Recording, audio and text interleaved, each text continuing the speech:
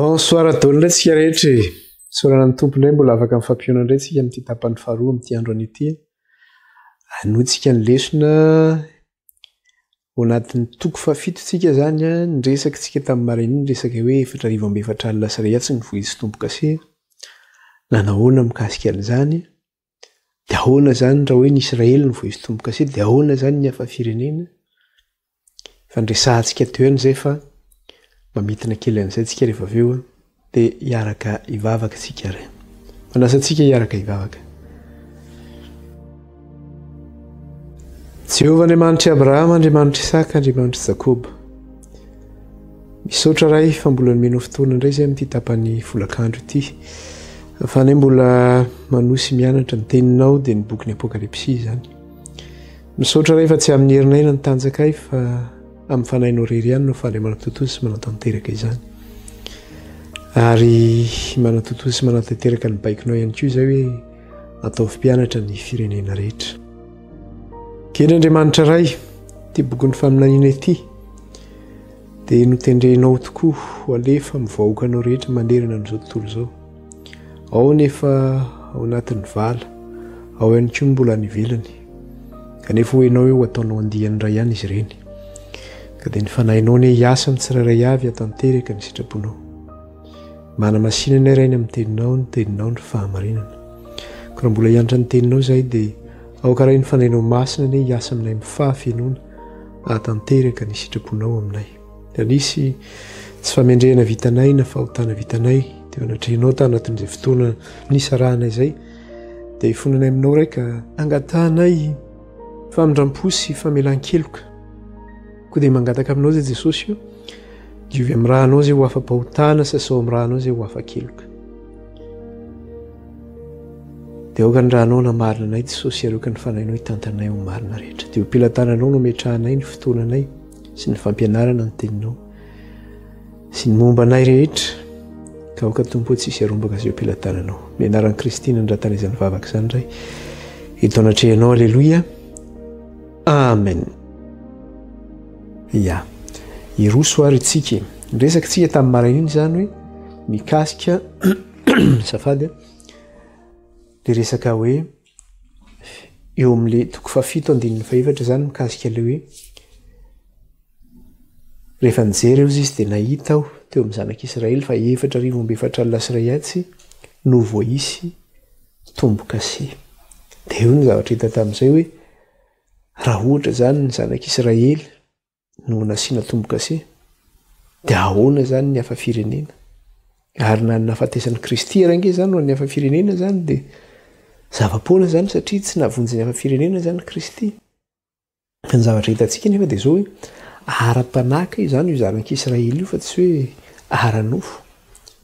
Satria ireo izay nandray azy dia nomeny hery tonga zanak'Andriamanitra dia ireo izay ninony anarana hozy izy.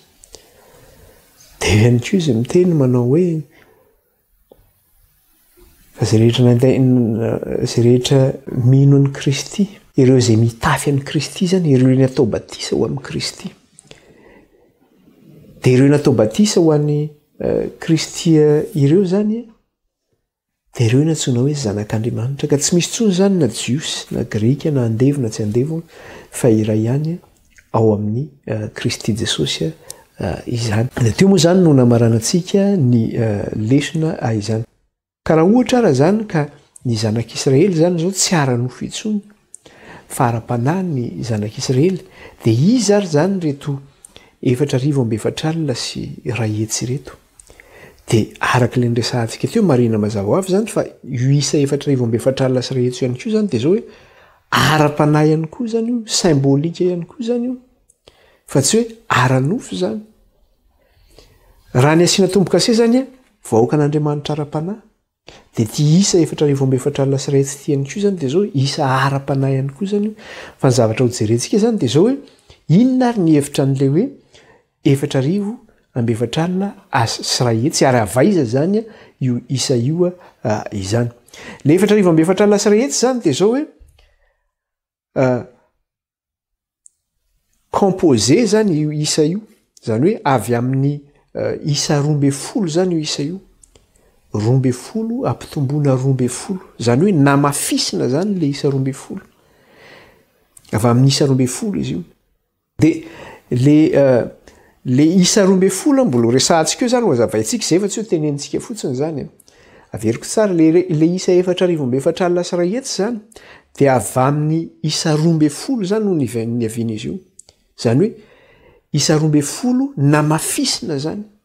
12 nampitomboana 12 zany. Zany hoe isa namafisina zany izy io. Ka le isa 12 inona ny hevitry le hoe isa 12? Ny hevitry ny isa 12 de zao hoe fifandraisan'Andriamanitra amin'ny olony. Zay zany le hoe isa 12. Zany hoe alliance entre Dieu et son peuple. Zany hoe fifandraisan'Andriamanitra amin'ny olony zany. Io le hoe fanekena zany ataontsika amin'Andriamanitra hoe izy ho andriamantsika ary sika ho olony. Zany hoe le fifandraisan'Andriamanitra amin'ny olony zany io. Le isa 12.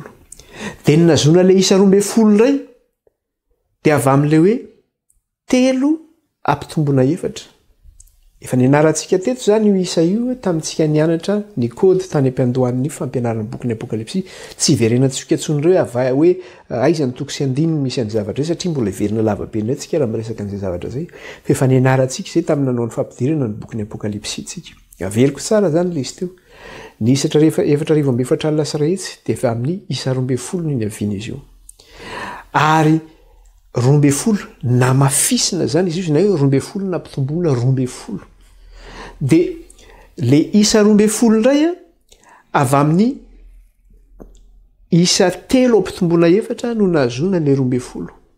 Le isa efatra de zao hoe isan'olombelona fa isa efatra io na ihany koa atsona amin'le hoe isan'ny tany. Satria raha vao miresaka isa efatra tsika de miresaka hoe 4 points cardinaux na hoe vaza-tany efatra. Nda vao miresaka koa zay ny rivotra efatra ny lanitra ohatra anatin'ny soratra masina de miresaka le vaza-tany efatra ny resahany mikasika an'izay zavatra zay. Ka iza moa mimponina eto ambony tany ny olombelona no resahana amin'io. De zay zany ny hevitry le isa efatra de hoe isan'ny tany na hoe isan'ny olombelona izany.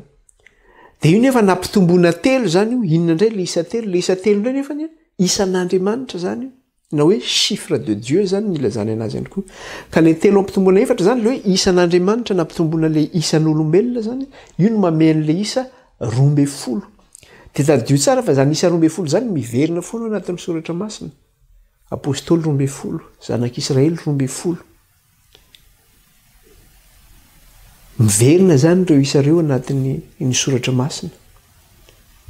De hitatsika zany fa io isa 12 io zany raha vao tenenina izy hoe isa 12 satria hoe fifandraisan'Andriamanitra zany amin'ny olona zany, amin'ny olony zany. Zany hoe relation entre Dieu et son peuple na hoe alliance entre an'Andriamanitra sy ny vahoakany. Zany hoe isa fifandraisan'Andriamanitra amin'ny vahoakany zany le isa 12. De zay no mahatonga hoe jereo tsara fa ny zanak'Israely 12 ny isan'ny zanak'Israely. Zay no mahatonga le zanak'Israely 12 satria le isa 12 zany le isa fifandraisan'Andriamanitra amin'ny olombelona zany. Zay koa no mahisan'ny apôstôly 12 satria tamin'ny alalan'ny apôstôly 12 no ifandraisan'Andriamanitra ihany koa tamin'ny vahoakany na navotanareo hafa firenena maro samihafa tsy tamin'ny isaina tamin'ny alalan'ny apôstôly ihany koa zany. De hitatsika nefa tao amin'le vakiteny raha iverenantsika kely le vakiteny zany de raha iverenantsika amin'le Apokalipsy toko 7, iverenantsika le Apokalipsy toko 7 de inona ny zavatra resahany io. Apokalipsy toko 7 iverenantsika kely de eo amin'le andininy rehefa miteny eo amin'ny andininy 5 izy de zao miteneny eo amin'ny andininy 5 manao hoe eo amin'ny andininy 5 zany ka hatramin'ny andininy 9 izy miresaka an'io fa le andininy 5 fotsiny no raisitsika. De inona zavatra teneny ary avy tamin'ny firenen'ny Joda 2,2 no voaisy tombo-kase. Ary avy tamin'ny firenen'ny Joda 2,2 no voaisy tombo-kase. De ohatr'izay foana zany io mandra-pahatonga ny andreo foko 12 amin'ny zanak'Israely reo mandra-pahatonga amin'ny andininy 9 izany. Maninona no resahana hoe 2,2 no voaisy tombo-kase. Inona indray ny hevitra le chiffre hoe 12 000 zany na hoe le 2,000 amin'ny ray alina izany. Le isa 12 000 zany na le hoe 2,000 ray alina de avy amin'le resaka hoe avy amin'le isa indray hoe arivo ampitomboana 12 na hoe 1000 fois 12 le isa 12000 zany na hoe le 2,00 de avy am'lay isa arivo ampitomboana 12 na 1000 na 1000 fois 12 vaizandray io chiffre 1000 io raha vao miresaka chiffre 1000 atao anatin'ny soratra masina na hoe arivo de miresaka hoe multitude na amaron-javatra miresaka amaron-javatra zany izy na hoe multitude efa niresantsika teto ny toko sy andininy mikasika an'izay zavatra zay de le isa arivo io ampitomboana 12 io no manome an'le 12000 zany io no manome an'le 12000 ka le 12000 zany ny hevitra an'le hoe 12000 de zao hoe le zanak'Israely amin'ny fahafenona no resahana io zany le zanak'Israely amin'ny fahafenona itsika nefa miresaka eto fa tsy ny zanak'Israely ara-nofo no vonjena fa amin'ny vahoakan'Andriamanitra zay ho vonjena de misy zanak'Israely io misy Israely ara-nofo ao zany misy malagasy ao misy sinoa ao misy amerikanina ao misy arabo ao misy afrikanina ao karazana avy amin'ny foko-pirenena sy ny samihafa fiteny ozy izy ka raha vao miresaka zany tsika hoe io 12000 io zany ny resahana de io zany maneho an'le foko le vahoakan'Andriamanitra amin'ny fahafenona zany no resahana amin'le 12000 na hoe amin'le 2,00 de raha miresaka indray tsika hoe ary le 4,700 sy 100 zany avaiza zany ray zany de io le araka ny tenentsika teo hoe le chiffre 12 na le isa 12 intensifiena zany na namafisina izy io nanome an'ilay 4,700 de avaizany nazona an'le izy voalohany aloha nazona le 12 de zao hoe telo ampitomboana 4 le telo isan'Andriamanitra le 4 isan'olombelona na hoe isan'ny tany nanome 12 zay le 12 manome le inona le hoe isa zay isa fifandraisan'Andriamanitra amin'ny olombelona ifandraisan'Andriamanitra amin'ny vahoakany io zany fanekena zay fifandraisana amin'Andriamanitra sy ny vahoakany de io 12 io nefa nampitomboana inona indray io 12 io nampitomboana 1000 indray io 12 io inona le 1000 multitude hoe vahoakan'Andriamanitra amin'ny fahafenona zany vahoakan'Andriamanitra amin'ny fahafenona zay mamely le 12000 le 12000 nefa intensifiena le izy miverina foana le 12000 fois 12 ao no misy hoe nivoaka avy teo amin'ny zanak'Israely tena hoe ara-nofo nivoaka tao ny vahoakan'Andriamanitra misy ihany koa avy amin'izao tontolo izao ny voan'ny vahoakan'Andriamanitra ny fitambaran'ireo rehetrarehetrareo nefany 12000 fois 12 zany manome 144000 manome 144000 zany zay zavatra zay averiko tsara le izy mba hampazava le izy 3 fois 4 12 isa telo ampitomboana 4 manome firy zay manome 12 isa 4 isan'olombelona isa telo isan'Andriamanitra le isa 12 zany isa fanekena fifandraisana Andriamanitra amin'ny olony fanekena isa fanekena zany izy io fifandraisan'Andriamanitra amin'ny olony io 12 io nefa fantatsika tsara fa naintensifiena izy io zany hoe namafisina zany izy io de le isa 1000 indray nefa na le arivo io zany le hoe multitude vahoakan'Andriamanitra amin'ny fahafenona zany no resahana amin'io le multitude zany le hoe amaron-javatra zany de nampitomboana le 12 izy io zany de nanome 12000 de io zany le hoe vahoakan'Andriamanitra tsy ho tambo isaina amin'ny fahafenona zay ny hevitra n'le hoe 12000 de 12000 io naintensifiena zay mahatonga le isa le 12000 miverina 12000 fois 12 manome firy zay manome 144000 le 144000 zany symbolika io zany irara-panoarana zany izy io isa ara-panoarana zany izy io fa tsy ara-baka teny symbolika zany io chiffre io fa tsy hoe ara-baka teny io isa io izany dia izay no mahatonga le teny ato amin'le apokalipsy toko fafito andininy fasivy apokalipsy toko fafito andininy fasivy jerentsika kely mikasika an'izy io apokalipsy toko fafito dia ny andininy fahasivy dia zao nyvaky ny teny amin'ny anaran'i Jesosy rehefa afaka izany rehefa vita zany le fanisana le hoe zanak'Israely hoe 12 000 va mifoko anina 12 000 va mifoko anina dia andininy fasivy dia ozy rehefa afaka izany dia hitako fa indreo nisy olona betsaka tsy tambisaina avy tamin'ny firenena rehetra sy ny fokom-pirenena sy ny olona ary ny samihafa fiteny nitsangana teo anolohan'ny seza fiandrianana sy teo anatrehany zanak'ondry ny akanjo fotsy lava sady ny tana sambatra fiteny tanany rehefa afaka izany dia nisy vahoaka betsaka ozy izy nisy olona betsaka tsy tambisaina avy amin'ny firenena rehetra avy amin'ny fokom-pirenena sy ny olona ary ny samihafa fiteny nitsangana teo anolohan'ny seza fiandrianana izay no mahatonga an'io teny io satria izy ireo tonga amin'ny seza fiandrianana avy amin'ny firenena rehetra ny tonga eo fa tsy hoe ny zanak'Israely rery ny tonga eo amin'ilay seza fiandrianana fa avy amin'ny fokom-pirenena rehetra dia izy io fokom-pirenena ireo le antsoina hoe Israely ara-panahy zany ireo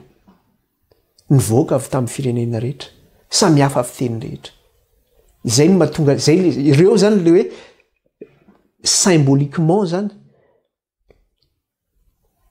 hoe zanak'Israely ara-panahy ireo le hoe 144 000 symboliquement na hoe 4,400 sy rahetsy izany dia le 144 000 zany ny hevitry le 144 000 dia zao hoe Israely amin'ny filaharany amin'ny fahafenony zany hoe feno Israely amin'ny fahafenona zany io dia io le antsoin'ny baiboly satria any amin'ny testamenta vaovao izy milazan'izy io le antsoin'ny soratra masina hoe le tout Israël na hoe le Israely amin'ny fahafenona ozy izy any amin'ny testamenta vaovao izy milazan'izy io jerentsika aty amin'ny romanina aty izy miteny an'izay romanina toko faraky amby folo jerentsika aty amin'ny romanina toko faraky amby folo andininy fadimy amby roapolo sy ny enina amby roapolo romanina toko faraky amby folo dia ny andininy dimy amby roapolo sy ny enina amby roapolo dia vakitsika amin'ny anaran'i Jesosy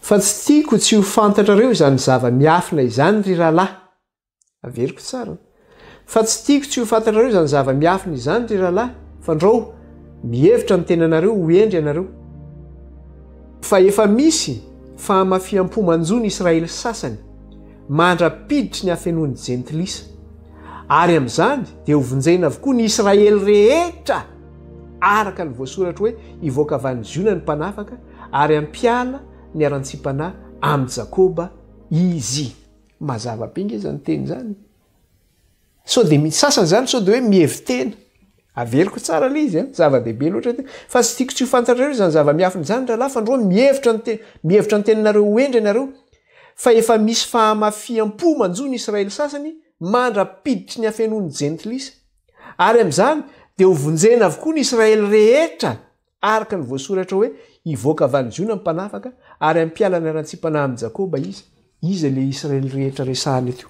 ny fitambaran'ny Jios sy ny jentilisa io fa ny zavatra teneniny eo amin'ilay andininy fadimy amby roapolo dia zao hoe noho ny amafiny fony noho ny famafisan'ny atoko ny Israely ozy izy dia zao nazera ny Israely sasany izy mba hahafahana manatsofoka ny jentilisa fa raha tsy nisy zany ny famafisan'ny fon'ny Israely dia tsisy nenjera tao dia tsy afaka natsofoka ho isan'ny tao ny jentilisa dia ny fitambaran'le jentilisa ireo miaraka amin'ny Israely aranofo zany ireo le antsoina hoe Israely rehetra Israely au grand complet ireo zany le antsoina hoe Israely rehetra dia toizantsika nge dia toizantsika le vaky teny ato amin'ny apokalipsy toko fahafito dia ny andininy fahasivy any eo amin'ny tapan'ny faharoa izy mbola mitoy le vaky teny inona ny zavatra resahany io apokalipsy toko fahafito dia ny andininy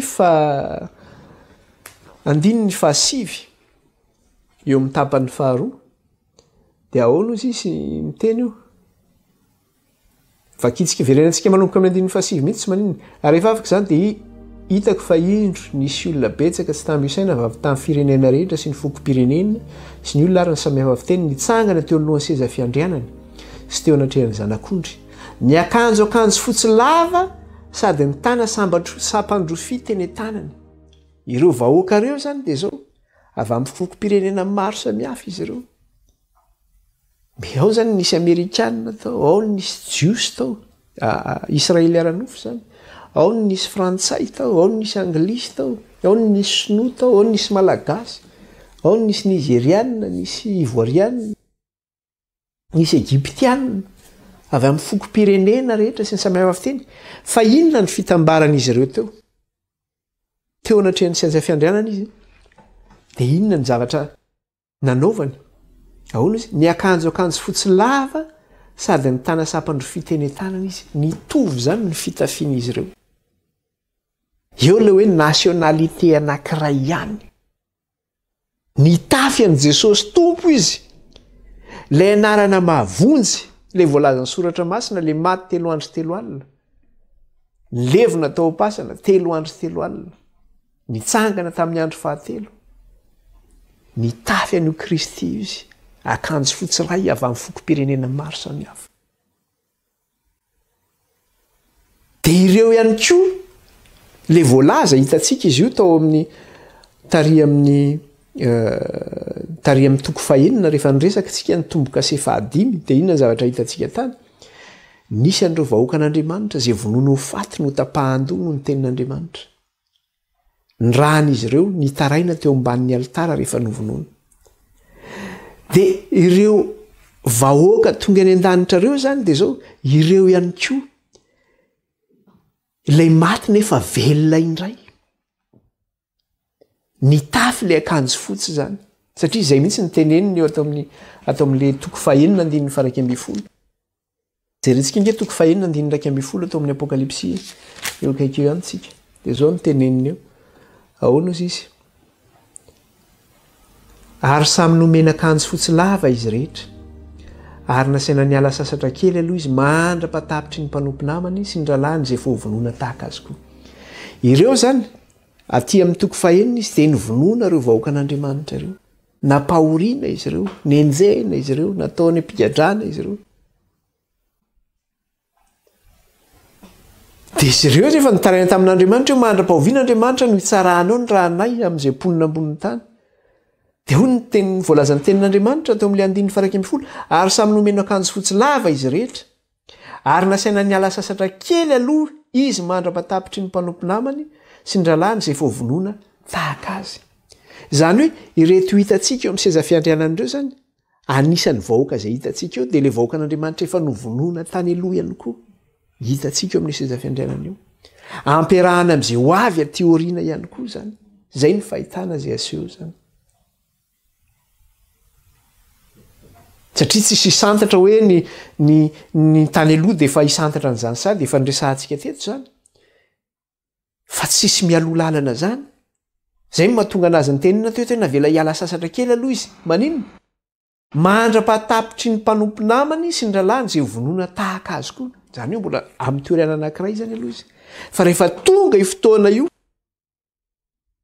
hoe tonga amin'izay ny foko-pirenena rehetra, tonga eo amin'ilay seza fiandrianan'Andriamanitra, dia miara tonga daholo zany, na ireo izay maty tany aloha, na ireo izay mbola ho vonoana ihany koa aty aoriana zany. Dia inona ny fifandraisan'izy ireo? Nitafy an'io akanjo fotsy io izy. Ilay fitafiana an'i Kristy Jesosy.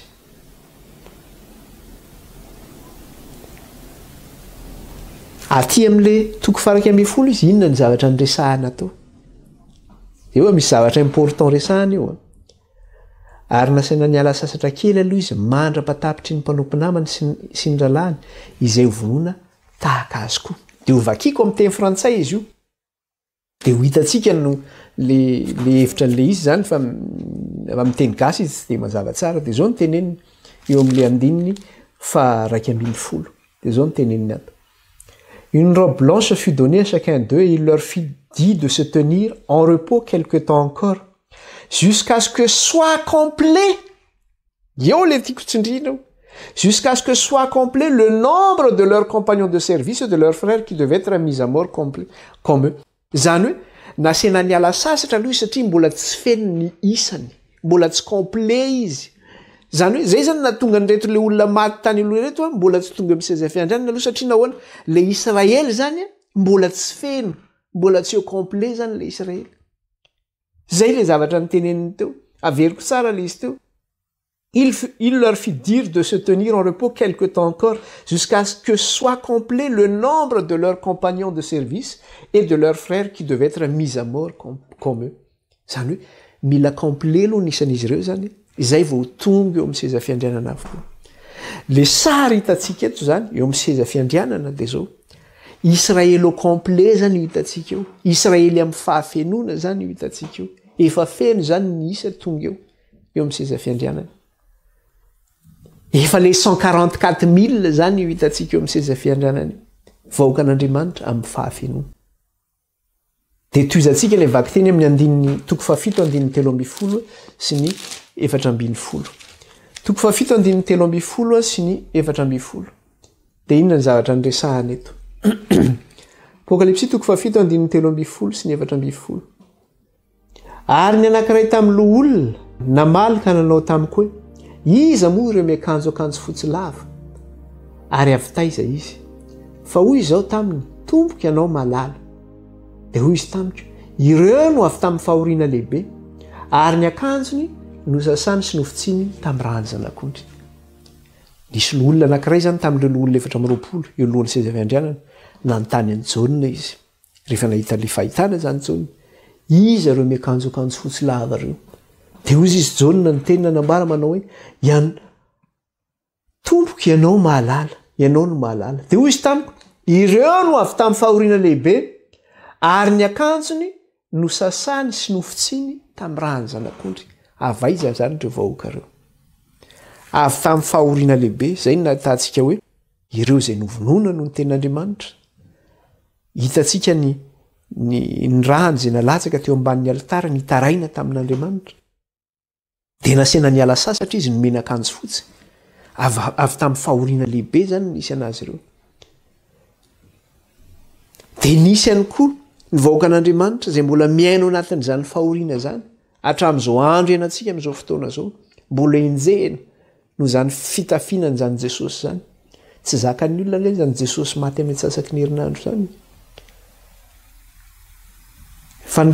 Koantsika ny tsy zakan'ny olona zany efa niresaka tamin'ny olona indray mandeha tamin'izay nisy anabavy zay zany teto.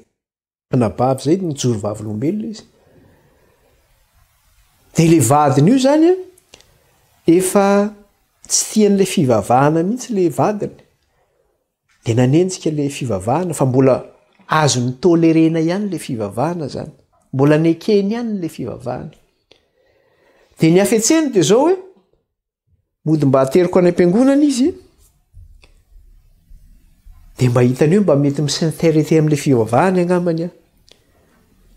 Dia rehefa avy eo indray izy taritiko manaraka any amin'ny anahy satria hoe nilalo lohan'ny vavy.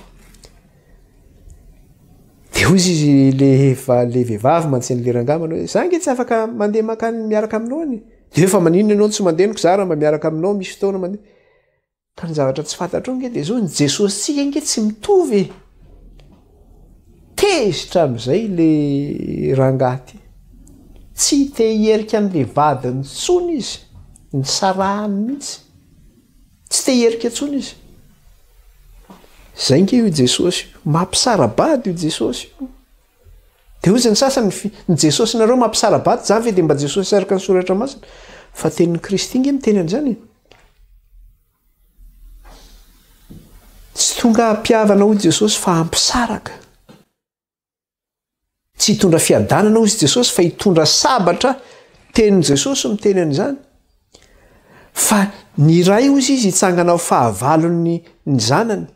Ny zanaka hitsangana fahavalon'ny ray. Ary ny lehilahy ny vadinao ihany hitsangana ho fahavalonao izy. Lozanga izany. Jesosy miteny izany zavatra misy zany zavatra zany. Dia io Jesosy io zany rehefa mino an'io tsy zakan'ny olona. Le Jesosy anankiray io mbola zakan'ny olona. Maty zoma io tsisy problème mifaka azo amin'ny rehetra tsisy problème. Fa io Jesosy maty amin'ny antsasaky ny herinandro tsy zakan'ny olona io. Avaiza zay mahatonga hoe avaiza ireo olona ny akanjo fotsy lava ireo.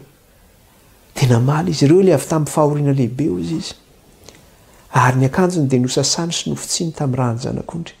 Zany hoe akanjo fitafiana io zany mety maloto ihany koa zany io fitafiana io. Efa nianarantsika teto ihany koa zay ary zay ny anton'le rany zanak'ondry. Satria tsika rehefa mitafy an' Jesosy dia zao tsika mbola mipetraka eto amin'ity tany ity mety mbola alay-panahy tsika. Mety mbola enjera tsika satria na ny tenin'Andriamanitra dia ny teny manambara hoe ny lavo ny pito ny marina izy zany hoe ny marina zany mety mbola ho lavo ary zany isa fito zany isa amin'ny fahafenoana zany zany hoe ny olona marina zany mety mbola ho lavo amin'ny fahafenoana mihitsy zany hoe ny lavo ny pito ny marina ka ianao menjera iny ahoana ny fahanao miarina. Iny rany zanak'ondry iny no angatahanao nadio sy anasanao anadio ny fitafianao dia manamarina anao Kristy dia miverina fotsindray ny fitafianao.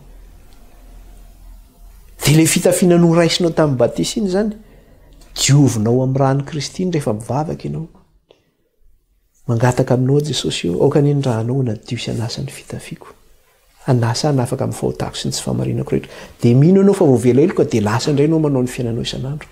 Manao izay tsara fa tsy hoe manao ny ratsy. Rasena indray ianao lavo. Mety mbola ho lavo ianao. Satria tsika mbola miaina eto amin'ity tany ity tany feno fakam-panahy ity. Zany akory tsy hoe andehanao hotafana inina ianao. Fa raha sendra lava ianao dia ny rany zanak'ondry no angatahanao nadio sy anasanao. Dia ireo olona tonga any an-danitra ireo na nadio sy nanasa ny fitafiany foana tamin'io rany zanak'ondry io. Ka misy olona mantsy dia milaza mihitsy manao hoe amin'izao fotoana zao rehefa nandray ny fitafiany Kristy ianao mitafy an'i Kristy dia zao tsy mila mangataka fifonana intsony ianao. Zany hoe mangataka fanadiovana noho ny amin'ny rany zanak'ondry intsony zany ianao. Satria ny olona mifona no mangataka fanadiovana sy fanasana ny amin'ny rany zanak'ondry. Fa tsika efa voavela eloko dia tsy angatahana intsony zany. Ka raha tonga any an-danitra ianao ny olona tonga any ange ka ny akanjony dia nosasana sy nofotsiana tamin'ny rany zanak'ondry. Ny ianao zany tsy nosasana fa feno petipetina be teny zany ianao dia maloto be teny. Dia ianao ve dia ho tonga any fa ny olona nanasa ny fitafiany no tonga any. Dia aiza ny toerana misy ianao amin'izany? Fa ny olona manasa ny fitafiany no tonga any an-danitra zany. Dia ireo zany izay tonga any an-danitra ireo dia ireo ihany koa ilay very fianakaviana teto amin'ity tany ity. Ireo ilay very communauté ihany koa na hoe vondrona zany. Satria nananana vondrona izy teto amin'ity tany ity, nananana fianakaviana izy dia nolavina izy. Natao tsinitsinina izy fa hoe hafa ny fivavahanareo tsy miaraka aminay zany, tsy mety aminay zany. Na ilikilika sy voaroaka. Satria nahoana? Na tsy aro irery foana izy. Noho ny fanenjehana. Satria noho ilay fivavahana. Ary ny lalana izay nataony dia zao tsy mitovy amin'ny fanaony izao tontolo izao dia tsy afaka miaraka amin'izao tontolo izao koa izy amin'ny fanaony. Satria nahoana? Ny olona mitovy finoana aminy, ny olona mitovy firazanana aminy dia royaume hafa ny royaume. Zany hoe fanjakana hafa ny fanjakana. Fa tsy miaraka amin'ilay fanao eto amin'ity tany ity zany. Eto anefa izy tonga any an-danitra. Akory ny hafaliany satria nahoana? Hitan'ilay nationalité-ny hoe reto ilay vahoaka miray firenena amiko. Tonga eto anatrehan'ilay seza fiandrianana ahako.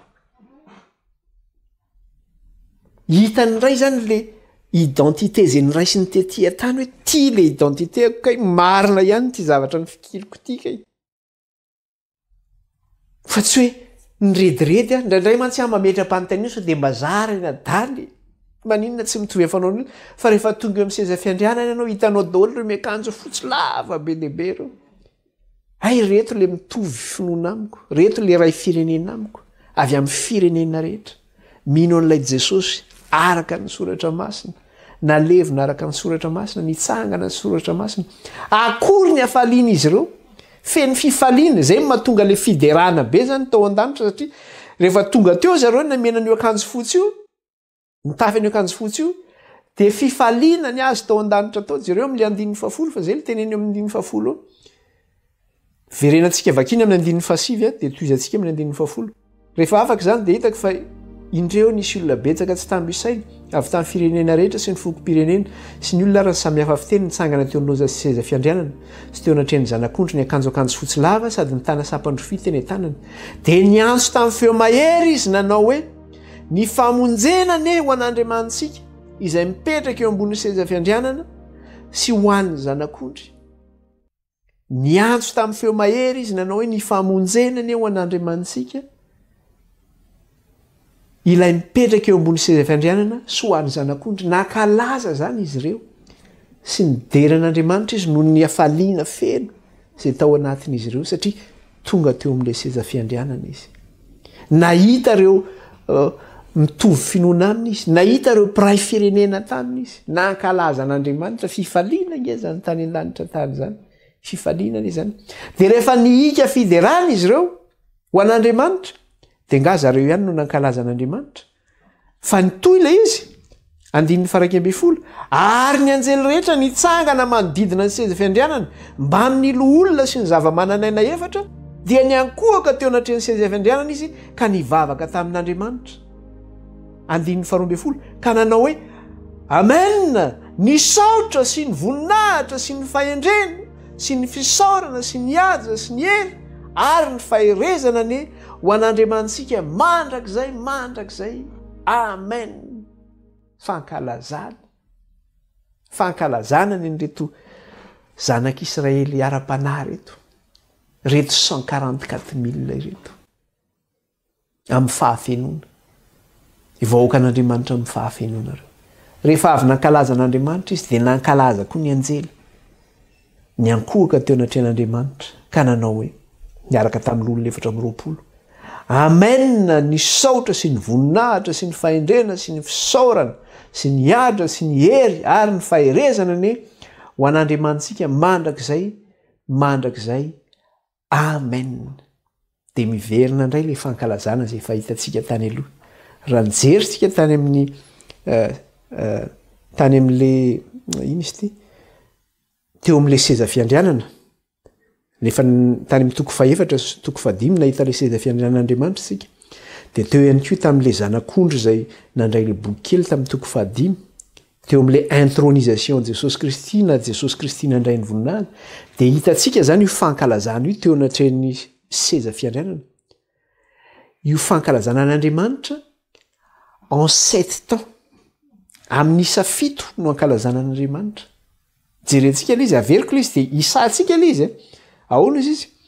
Amen, ny saotra sy ny voninahitra sy ny fahendrena sy ny fisaorana sy ny haja sy ny hery ary ny faherezana amin'ny isa 7 amin'ny fahafenona. Ilay isa 7 amin'ny fahafenona dia ohatr'izay koa ilay hitantsika izy tary amin'ny seza fiandrianana tany amin'ny toko faefatra rehefa nijeren'io fankalazana itsika en 7 temps. Ilay isa 7 amin'ny fahafenona, perfection zany ilay fiderana an'Andriamanitra. Dia niankohaka indray izy teo anatrehan'Andriamanitra. Halleluja, halleluja. Voninahitra ho an'ilay mpanjakany mpanjaka sy tompony tompo. Ity fahitana zany izay hitan'ny Jaona ity zany taiza aizy ity fahitana ity zany. Any an-danitra zany ity fahitana hitan'ny Jaona ity satria Jaona ito ety an-tany namen'Andriamanitra fahitana tany an-danitra izy. Dia ny zavatra hitany teo ireto vahoaka any an-danitra mankalaza an'Andriamanitra. Dia inona ny zavatra mbola resahany eo amin'ilay 5:5 any koa, toko 7 5:5. Ary noho izany dia nitoetra eo alohan'ny seza fiandrianan'Andriamanitra izy ka nanompo azy andro aman'alina eo amin'ny tempolony.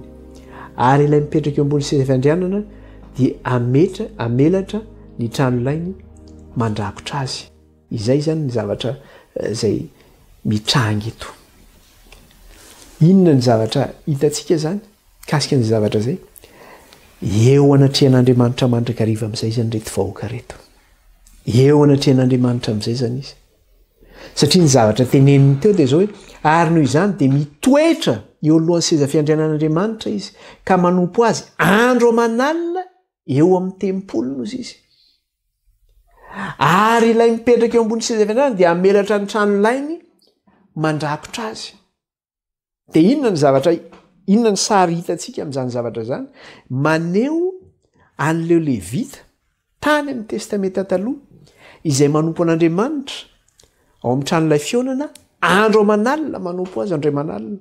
Zay ny sary asehony eto. Jerentsika kely angizy aty amin'ny tantara voalohany aty atantsika an'izany. Satria itsika mantsy de zao eo aloha hoe lasa mpisoron'Andriamanitra itsika. De tsika nefa eo anatrehan'Andriamanitra andro aman'alina izy manompo azy ary mamelatra ny lainy eo amintsika Andriamanitra. De tsika zany eo aloha hoe ny mpisorona de zao hoe mpivavaka zany tsika eo anatrehan'Andriamanitra manompo azy isan'andro. Tsy Korintianina fa tantara voalohany toko 7:7 jerentsika. Tantara voalohany toko 7:7. Jerentsika kely izay zavatra izay izany. Tantara voalohany toko 7:7.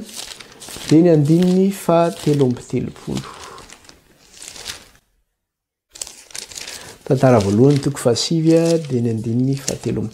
De jerentsika ny Levita eo tranon'Andriamanitra manompo azy andro aman'alina ihany koa 7:7. De ao nozy izy. Ary ireo ihany koa no mpihira lohan'ny fianakaviana amin'ny Levita izay mitoetra tsy manandrara hafa ao amin'ireo efitrano fa tsy maintsy ho amin'izany raharaha izany andro aman'alina izy. Tsy maintsy ho amin'izany raharaha izany andro aman'alina izy manompo mivavaka mankalaza an'Andriamanitra. Misy ireo Levita teo amin'ny tempolo zany manana izay ndraiky zay mihira ny asany de mihira andro aman'alina eo amin'ny tempolo izy. Misy koa manana andraikitra hafa ankoatran'izay zany. Fa le fanompona an'Andriamanitra ao amin'ny tempolo io de andro aman'alina io fanompona an'Andriamanitra io. Satria efa tonga teo amin'ny seza fiandrianan'Andriamanitra izy de manompo azy andro aman'alina de namelatra ny lainy eo aminy Andriamanitra. De mazava zany le sary asehony eto. Le hoe mamelatra ny lainy eo aminy satria mitovy amin'le sary eny amin'ny testamenta taloha zany ny asehony eto le tranolay any amin'ny dezera zany any anefitra tamin'ny testamenta taloha le tranolay fionana le taberna kely izay nitoetra teo anivon'ny zanak'Israely. Zay zany ny sary asehony io. De inona nefa ny sary asehony zay hoe taberna kely eo anivon'ny zanak'Israely zay? Le fitoeran'Andriamanitra amin'ny vahoakany eo voan'Israely Andriamanitra. De tsika koa eo miaraka amin'Andriamanitra ihany koa zany tsika andro aman'alina zany. Tsy misaraka amin'Andriamanitra intsony zany tsika amin'izay fotoana zay. Verenantsika kely angely izy teo leo amin'le toko 7 teo. Verenantsika kely le toko 7 teo. Ono izy amin'le toko 7 teo. Verenantsika kely le toko 7 de ny andininy fa 5:10. Ary noho izany de mitoetra eo alohan'ny seza fiandrianan'Andriamanitra izy ka manompo azy andro aman'alina eo amin'ny tempolony. Manompo azy andro aman'alina eo amin'ny tempolony ary ilay mipetraka eo ambony seza fiandrianana dia amelatra ny tranolay andrakotra azy ozy izy. De ohatr'izay mihitsy ny zanak'Israely tany anefitra. Le tranolay fionana taberna kely zany. De teo anivon'ny zanak'Israely no mipetry ny taberna kely iny. De Andriamanitra nefa miseho amin'ny zanak'Israely eo amin'ny alalan'iny efitra lamba iny, amin'ny alalan'le andry rahona sy andry afo manazava an'ilay toerana misy an'ny zanak'Israely. Zany hoe amin'ny andro zany de zao misy rahona be eo ambonin'le tranolay fionana io, eo amin'ny efitra masina indrindra. Misy rahona io mijanona. De iny maneho le fanatrehan'Andriamanitra zany iny andro rahona iny amin'ny andro. De amin'ny alina iny lasa mitarehanafo iny andro rahona iny zany. Lasa colonne de feu izy mitarehanafo iny andro rahona iny amin'ny alina manazava ny toerana misy ny Israely rehetra zany. De iny andro rahona iny zany zay eo ambon'le tranolay fionana zany de zao maneho le fanatrehan'Andriamanitra eo amin'ny Israely. De tonga zany fotoana io hoe amelatra ny lainy eo amin'ny Israely izy de maneho an'izay fanatrehan'Andriamanitra zay zany eo amintsika amin'izay fotoana zay hoe Andriamanitra eo amintsika tahaka tahaka anazy zay teo amin'ny Israely tany amin'ny testamenta taloha. Ka io resaka le hoe satria mantsy le zavatra teneniny eto zany mitovy mihitsy am'le dikateny amin'ny dikateny grika sy dikateny hébreu.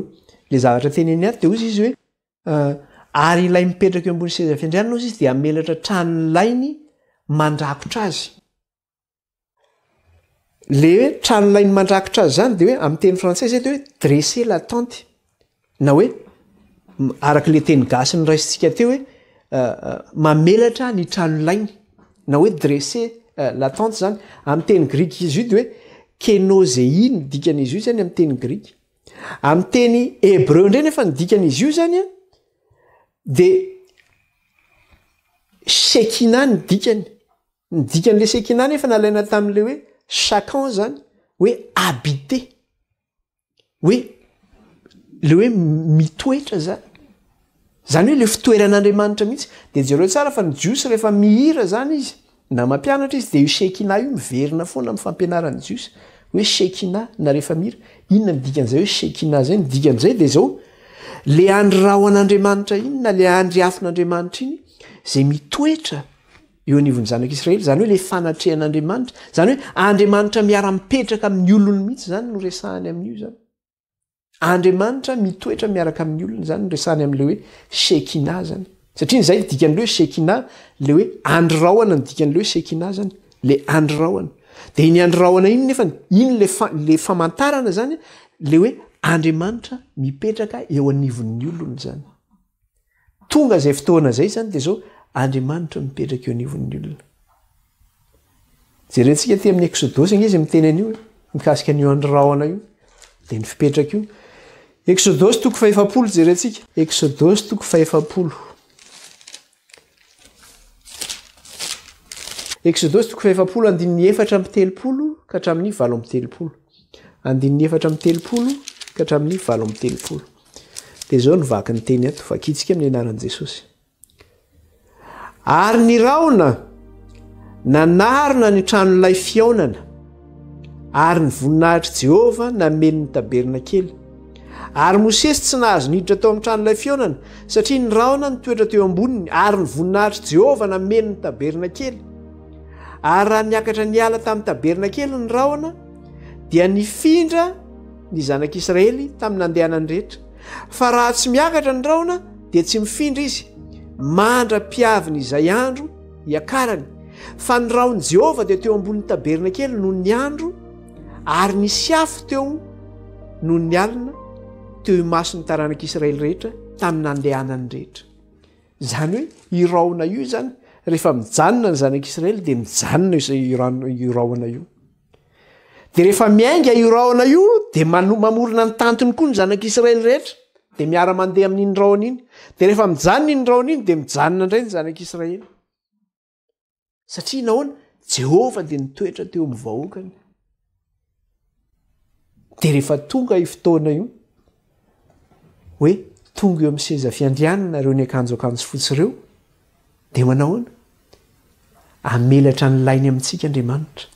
Zany hoe hitoetra amintsika Andriamanitra zany. Dia hanompo azy eo amin'ny tempolony sika andro aman'alina eo anolohan'ny seza fiandrianana. Mahafinaritra nge zany reto hoe, fifaliana nge zany reto hoe. Fa tapitra ny fotoanantsika indray. Tapitra indray ny fotoanantsika. Fa aloha toizantsika manaraka indray izay lesona izay. Na dia mamy aza. Sorantsika ny tompo dia toizantsika manaraka izay lesona izay indray. Mivavaka tsika ary misaotra an'Andriamanitra. Jehovah Andriamanitra iray io. Mankalaza anao izay midery anao ary manome voninahitra anao. Misaotra raha mbola afaka ary niara nianatra izay. Sy nandinika ny teninao. Mikasika ireo miakanjo fotsy lava tonga teo amin'ny seza fiandriananao. Ny akanjon'izy ireo dia nosasany sy nofotsiny tamin'ny rano zanak'ondry. Ary fifaliana tokoa ho azy ireo izay tonga any an-danitra. Ary fifaliana ihany koa any lanitra ray manontolo satria nahoana Tompo hitoetra eo amin'ny seza fiandriananao izy ireo. Hanompo anao andro aman'alina ankalazanao sy deranao amin'ny tempolonao masina satria amelatra ny lainao eo amin'ny vahoakanao anao Andriamanitra ray. Dia raina ny anaranao raha io, ankalazaina ny anaranao. Ny anaran'i Kristina ny ratanezan'ny vavaka izany ray eto anatrehanao. Halleluja. Amen. Voninahitra ho an'Andriamanitra rery ihany dia ho tain'Andriamanitra tsika rehetra, manao velomantsika rehetra indray dia mahandra-piaona indray.